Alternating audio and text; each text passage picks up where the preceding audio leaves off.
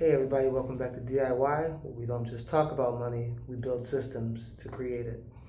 Today I would like to talk to you about what would you do with $100?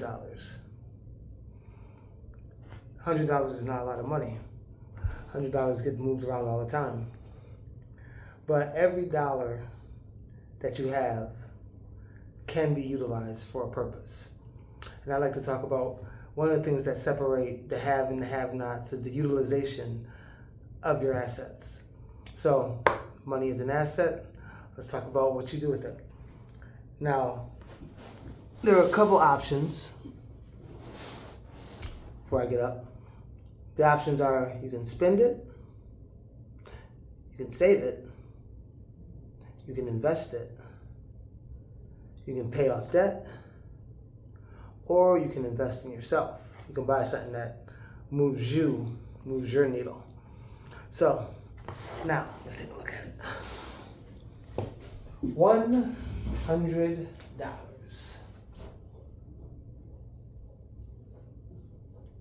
All right, what do? What helps you? What hurts you? Does it really matter? Let's take a look. You can spend it. And it's not a bad thing. I like to say it's not a bad thing. Money is what makes the world go round. If you didn't spend it, yeah, you might have a lot of it. Though again, maybe not, because if nobody else is spending it, how do you get it to begin with? You know, how does your employer get it? People have to buy stuff in order for you to have a job. You have to spend money in order for the world to go around. So you can spend it. And as we go, we'll talk about the effect of each too, just to move it along. So if you spend it, you put a happy face, you get satisfaction now, but then it's gone after. So, a little pleasure I have is I stop at the gas station. They have a really good frappe, mocha frappe. I love it, it's delicious. Has caffeine, gets me joked, especially like at night when I'm driving, get a frappe, perfect. This frappe is $6. So $100 will get me a dozen frappes, a little over. So that's one every day for about 2 weeks, okay, $100. That's $200 a month if I have one every day. It's about, half a car payment a month on a coffee. That's the important part. So you can spend it, I really enjoy it, but then I drink it in about 10 minutes, it's gone, all right? You can save it. People who know me know that I'm not a fan of saving. I think money not being used is a waste. If you save it, you're losing value, from interest and everything. If you spend it now, you get the value now of what it is. If you save it, let's just call it for a year, you've already lost 4 or 5% on your spending capital. So you can save it. And saving makes you happy because you feel secure. You feel like you're doing something, right? And you'll have it later on. It's dissatisfaction today for satisfaction tomorrow. Okay? So, honestly, I'd say both of those happy. All right? So you spend it, you feel good now, but it's gone tomorrow. You save it, you feel safe today, and feel stronger tomorrow. Positive. You can invest it. All right? Invest. You can invest it. And again, that's giving up your money now. So you don't feel good right now because you gave up your money to give it to somebody else. You can't use it, is a better way to put it. You can't use it once you put it in investments. But it grows. It's like sending your kid off to school. You're sending your money off to Make Me Some More Money camp. All right? So you can invest it, different avenues, get you different amounts.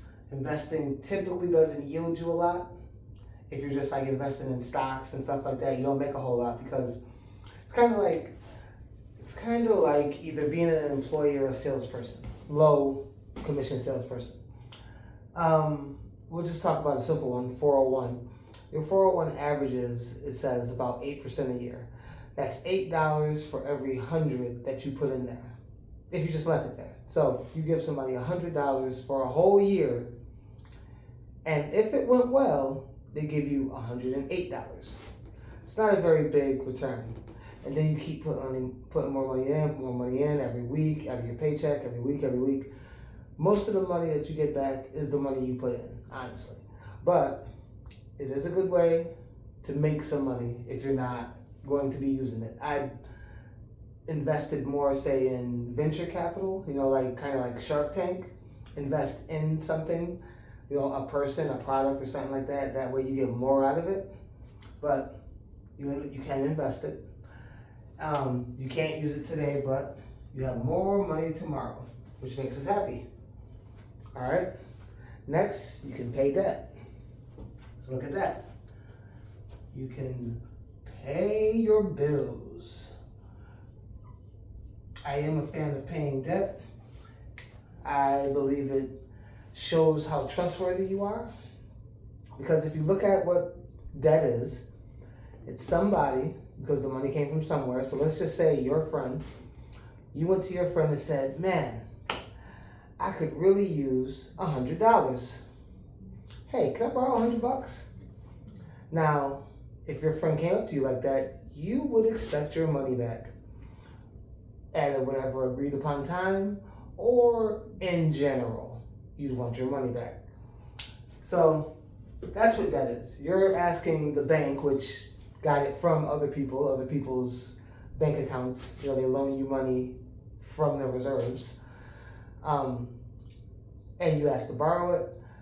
Hopefully you give it back. Hopefully you're not out there with your credit card, which is debt. You're out there with your credit card buying flat screen TVs and stuff and ain't got the money to pay for it. That's a problem. So you can pay your bills. What does this do? One, makes you feel like a good person. But two, it increases your credit score. If you're from the streets, like me, that is street credibility. That's other people saying, oh, it looks good for it. You ain't got to worry about him. He's definitely going to get back whatever he borrowed from you, Insert your name in there. If you don't pay it back, then your credit score goes down, people don't like you, namely the creditors, and next time you want something, it costs more. If you have a bad credit score, which is the world saying that guy probably won't pay you back, you'll look at stuff like your car note has a higher interest rate. Let me look into that real quick. So, let me dive into that. So what we have, if you go out and get a used car, new car, but we'll just call it a used car, and you have a bad credit score, you're going to be looking at like 13%, something like that. If you have a good credit score, it's more like 3% because they got to make something off of loaning you money. Now, the reason that is because it's a long-term debt. That means there's a lot of things that can happen before you pay the money back. You could lose your job. You could just be like, screw them, I'm not going to pay. Anything can happen to where you don't give back the money. So what they want to do is they want to give you the money now, and the high interest rate makes it so that they get their money back faster before something bad happens. If you happen to look at whatever your car receipt is, after your monthly payment, it'll say you pay $500 a month. So it'll say $500 a month. $240 went to the principal. $260 went to interest payments. That's them hurrying up and getting their money back before you default on the debt. All right, let's look at the last one. The last one is you can invest in you, which is really the best asset there is. Because you are the one who's gonna enjoy the perks of the $100 or any variable of thing you choose to do with it. But you are also the primary investment. You get the money, you made the money, and you'll make the future money. Hopefully it's more than $100. So that can look like buying courses, getting a mentor, a tutor. Maybe you have mental health. That could be therapy. That could be anything. Investing in a better you. Getting high quality books to read. You never know. So this has the effect of a better today if you actually use the money. And when I say that, I mean, people have a bad habit of getting excited immediately. You get excited, you do the thing. We'll take New Year's. And I don't know if you guys noticed, but Planet Fitness and all of them kind of sponsor New Year's Day. Because everybody says, I'm going to work out this year. That is a lot of gym memberships purchased. Okay? Let me tell you, by the millions. Which means tens to hundreds of millions of dollars at the first of the year for the fitness company. So that's why they have no problem buying you some confetti and some paper hats. And absolutely. That's not even your first payment. So you get excited and then you gingerly fall off. You'll go to a meeting or something like that, and you're all excited, a seminar, and you're like, yeah, I'm gonna do that. I'm gonna, put myself out there like that. And you buy the course and you do the thing, but then a month goes by, a couple months go by, you stop doing the thing. That's the bad part of, if you invest in you, you have to stick with it. Because either way, once you invest in you, like say you just buy a book, $30 book, good book.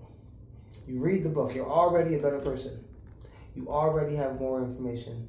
You already make different decisions based on the new information that you have. That's the awareness. If you don't see that video, if you haven't seen that video, go back and watch that video, awareness. And as soon as you're aware of something, that's the good thing about awareness. As soon as you're aware of it, you automatically make better decisions because you have new information.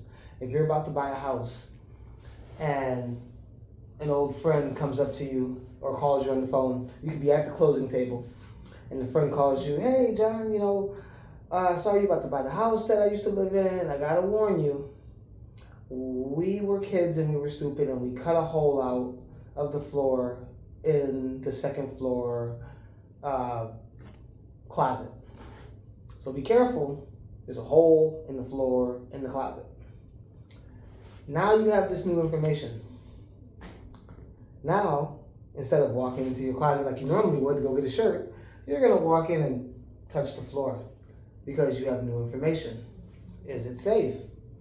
All right, so invest in a better you, better today, even better tomorrow.